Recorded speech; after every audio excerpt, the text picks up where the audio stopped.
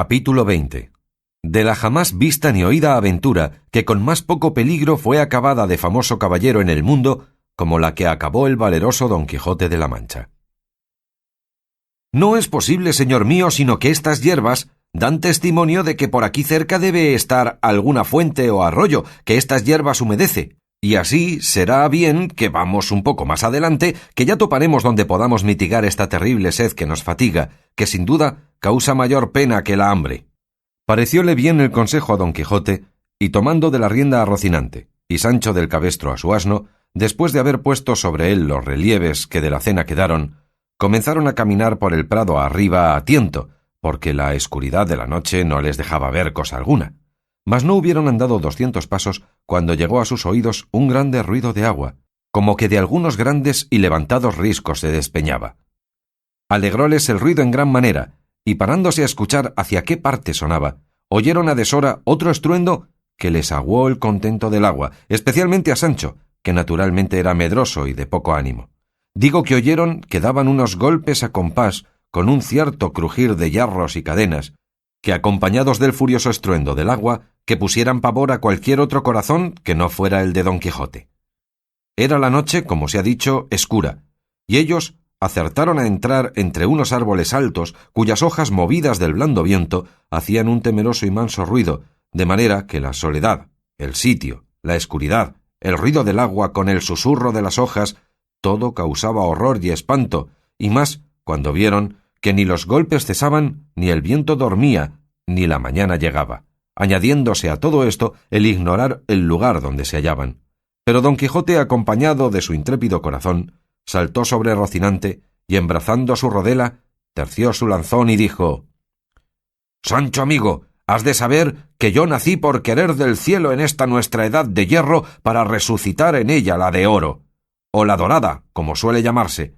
Yo soy aquel para quien están guardados los peligros, las grandes hazañas, los valerosos hechos. Yo soy, digo otra vez, quien ha de resucitar los de la tabla redonda, los 12 de Francia y los 9 de la fama, y el que ha de poner en olvido los platires, los tablantes, olivantes y tirantes, los febos y belianises, con toda la caterva de los famosos caballeros andantes del pasado tiempo, haciendo en este en que me hallo tales grandezas, extrañezas y fechos de armas que escurezcan las más claras que ellos ficieron. Bien notas, escudero fiel y legal, las tinieblas de esta noche, su extraño silencio, el sordo y confuso estruendo de estos árboles, el temeroso ruido de aquella agua en cuya busca venimos, que parece que se despeña y derrumba desde los altos montes de la luna, y aquel incesable golpear que nos hiere y lastima los oídos, las cuales cosas todas juntas y cada una por sí son bastantes a infundir miedo, temor y espanto en el pecho del mismo Marte, cuán más en aquel que no está acostumbrado a semejantes acontecimientos y aventuras. Pues todo esto que yo te pinto son incentivos y despertadores de mi ánimo, que ya hace que el corazón me reviente en el pecho con el deseo que tiene de acometer esta aventura, por más dificultosa que se muestra.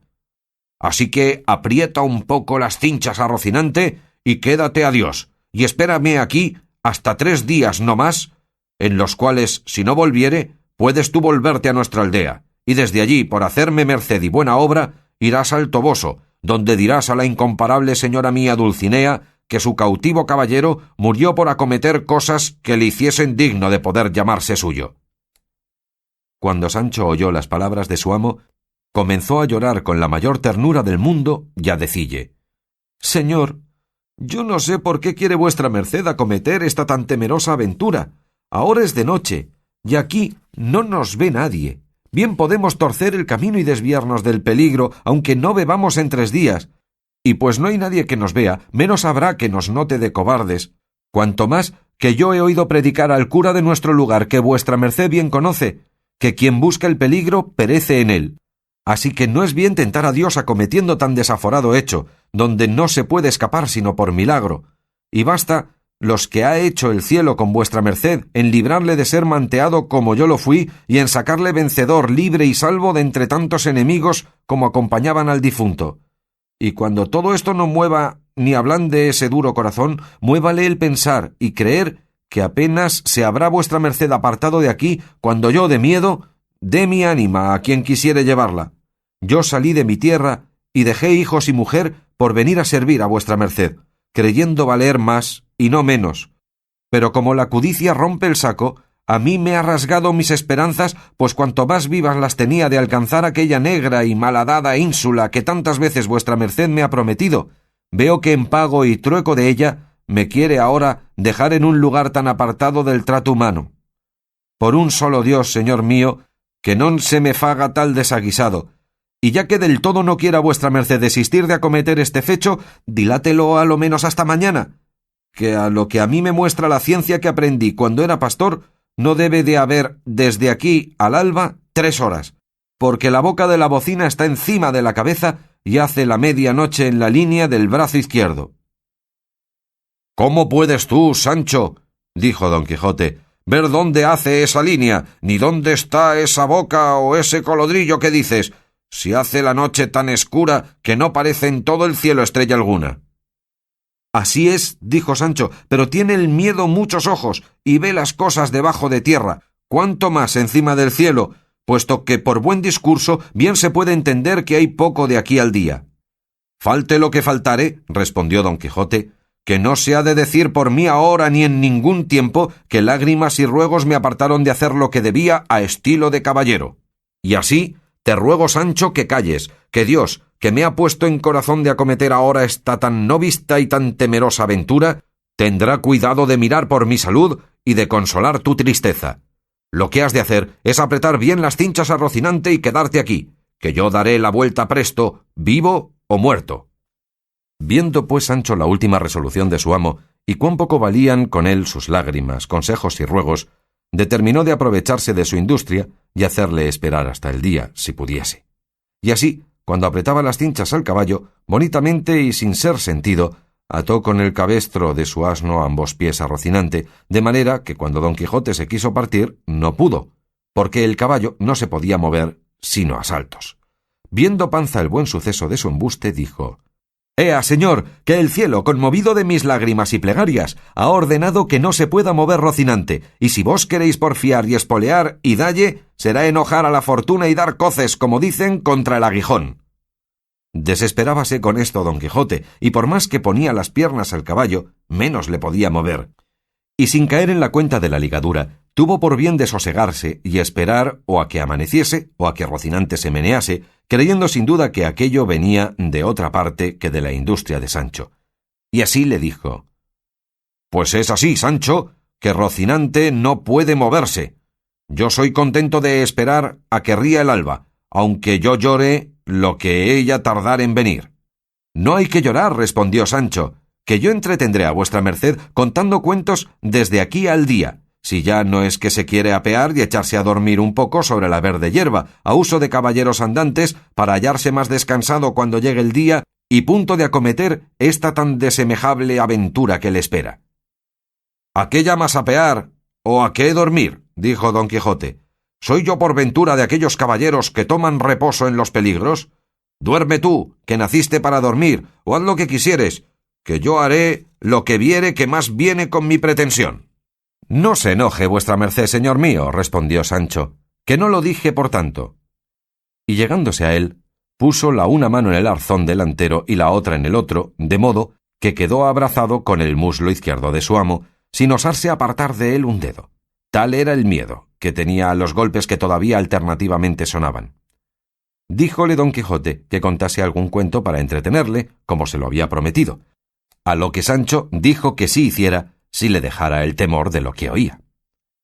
«Pero con todo eso yo me esforzaré a decir una historia que si la acierto a contar y no me van a la mano es la mejor de las historias. Y estéme vuestra merced atento, que ya comienzo. Érase que se era el bien que viniere para todos sea y el mal para quien lo fuere a buscar.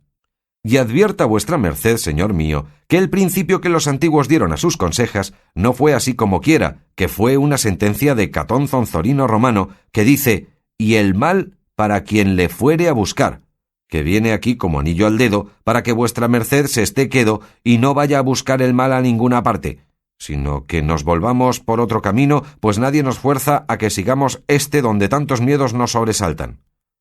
Sigue tu cuento, Sancho, dijo don Quijote, y del camino que hemos de seguir, déjame a mí el cuidado.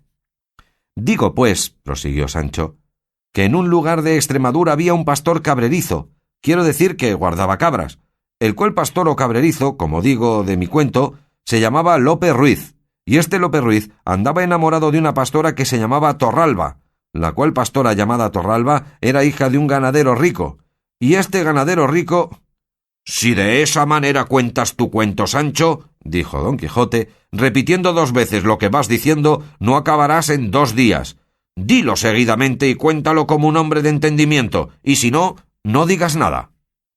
«De la misma manera que yo lo cuento», respondió Sancho, «se cuentan en mi tierra todas las consejas, y yo no sé contarlo de otra, ni es bien que vuestra merced me pida que haga usos nuevos». «Di como quisieres», respondió don Quijote, «que pues la suerte quiere que no pueda dejar de escucharte, prosigue». «Así que, señor mío de mi ánima», prosiguió Sancho, «que como ya tengo dicho, este pastor andaba enamorado de Torralba la pastora, que era una moza rolliza, zahareña y tiraba algo a hombruna, porque tenía unos pocos de bigotes, que parece que ahora la veo». «¿Luego conocístela tú?», dijo don Quijote. «No la conocí yo», respondió Sancho, «pero quien me contó este cuento me dijo que era tan cierto y verdadero que podía bien, cuando lo contase a otro, afirmar y jurar que lo había visto todo. Así que, yendo días y viniendo días, el diablo, que no duerme y que todo lo añasca, hizo de manera que el amor que el pastor tenía a la pastora se volviese en homecillo y mala voluntad. Y la causa fue, según las malas lenguas, una cierta cantidad de celillos que ella le dio, tales que pasaban de la raya y llegaban al vedado. Y fue tanto lo que el pastor la aborreció de allí adelante, que por no verla se quiso ausentar de aquella tierra e irse donde sus ojos no la viesen jamás. La Torralba, que se vio desdeñada del Lope, luego le quiso bien, mas que nunca le había querido. «Esa es natural condición de mujeres», dijo don Quijote, «desdeñar a quien las quiere y amar a quien las aborrece. Pasa adelante, Sancho». Sucedió, dijo Sancho, que el pastor puso por obra su determinación y, antecogiendo sus cabras, se encaminó por los campos de Extremadura para pasarse a los reinos de Portugal. La Torralba, que lo supo, se fue tras él y seguíale a pie y descalza desde lejos, con un bordón en la mano y unas alforjas al cuello, donde llevaba, según es fama, un pedazo de espejo y otro de un peine y no sé qué botecillo de mudas para la cara. Mas llevase lo que llevase, que yo no me quiero meter ahora en averiguallo, solo diré que dicen que el pastor llegó con su ganado a pasar el río Guadiana, y en aquella sazón iba crecido y casi fuera de madre, y por la parte que llegó no había barca ni barco, ni quien le pasase a él ni a su ganado de la otra parte, de lo que se congojó mucho porque veía que la Torralba venía ya muy cerca y le había de dar mucha pesadumbre con sus ruegos y lágrimas. Mas tanto anduvo mirando que vio un pescador que tenía junto a sí un barco tan pequeño que solamente podían caber en él una persona y una cabra. Y con todo esto le habló y concertó con él que le pasase a él y a 300 cabras que llevaba. Entró el pescador en el barco y pasó una cabra, volvió y pasó otra, tornó a volver y tornó a pasar otra. Tenga vuestra merced cuenta en las cabras que el pescador va pasando, porque si se pierde una de la memoria, se acabará el cuento, y no será posible contar más palabra de él. Sigo, pues, y digo que el desembarcadero de la otra parte estaba lleno de cieno y resbaloso, y tardaba el pescador mucho tiempo en ir y volver. Con todo esto, volvió por otra cabra, y otra, y otra. «Haz cuenta que las pasó todas», dijo don Quijote. «No andes yendo y viniendo de esta manera, que no acabarás de pasarlas en un año». «¿Cuántas han pasado hasta ahora?», dijo Sancho. «¿Yo qué diablo sé?», respondió don Quijote. «He ahí lo que yo dije, que tuviese buena cuenta, pues por Dios que se ha acabado el cuento, que no hay pasar adelante». «¿Cómo puede ser eso?», respondió don Quijote. «Tan de esencia de la historia es saber las cabras que han pasado por extenso, que si se yerra una del número, no puede seguir adelante con la historia». «No, señor, en ninguna manera», respondió Sancho, «porque así como yo pregunté a vuestra merced que me dijese cuántas cabras habían pasado, y me respondió que no sabía, en aquel mismo instante se me fue a mí de la memoria cuánto me quedaba por decir, y a fe que era de mucha virtud y contento».